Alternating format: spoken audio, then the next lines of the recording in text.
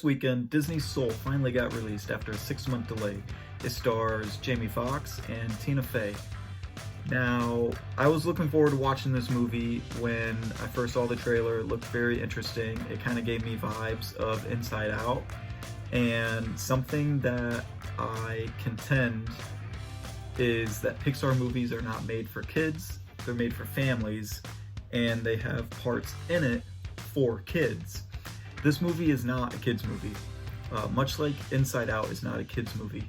The themes that are in both of these movies, they relay very strongly to teenagers and young adults and adults on what is the meaning of life, why are we here, what is our purpose, how do we spend our minutes here on Earth, stuff like that. And that's just all stuff that goes over a kid's head. I mean, they got jokes in there to keep the kids entertained throughout the movie, to keep them sticking around. But this movie is not a kids movie. It's for kids, like I said. But the stuff that they talked about and delve into in this movie, Pixar never seems to surprise me with what they can do with their storytelling.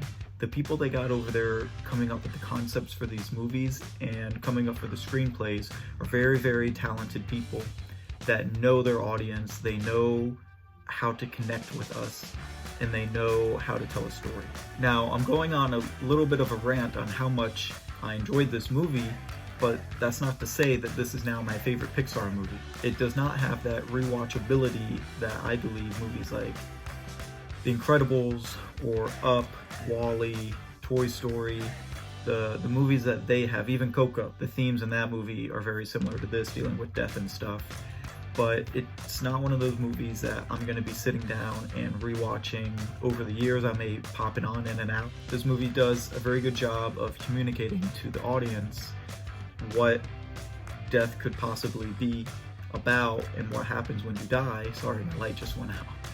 But some of the things that it kind of needed help on was what to do in the middle. The middle section kind of dragged on a little bit, but it did have a very strong ending, so I'll give it that. I want to talk really quick about Tina Fey. She completely stole the show for me. Her character 22 was very lovable, very complex, lots of layers to the character, and she just killed it. She did a really good job. I'm going to keep this short, but one of the final things I want to touch on is how the trailer was marketed towards the audience. You think it's about this story of going after your dream and never giving up, stuff like that. And I'm not going to give any spoilers away, but that's just a part of the movie. That's not what the movie is about. That's just part of the movie. This movie did a really good job of giving us a twist midway through of what this movie and what these characters are actually about and what their journey is going to be.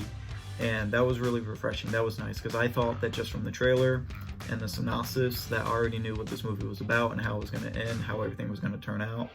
And they threw me a curveball. I'm going to go ahead and end the video saying that if you are a Pixar fan, if you have families, your families are around for the holidays, if you have your kids with you, or even if you're just by yourself, like with me, I watched it alone. Go ahead and check it out. You're not wasting your time. Might make a couple people tear up, so maybe have some tissues with you, but it is a good movie. Go ahead and check it out if you can. Don't forget to comment, like, and subscribe, and I'll see you next time.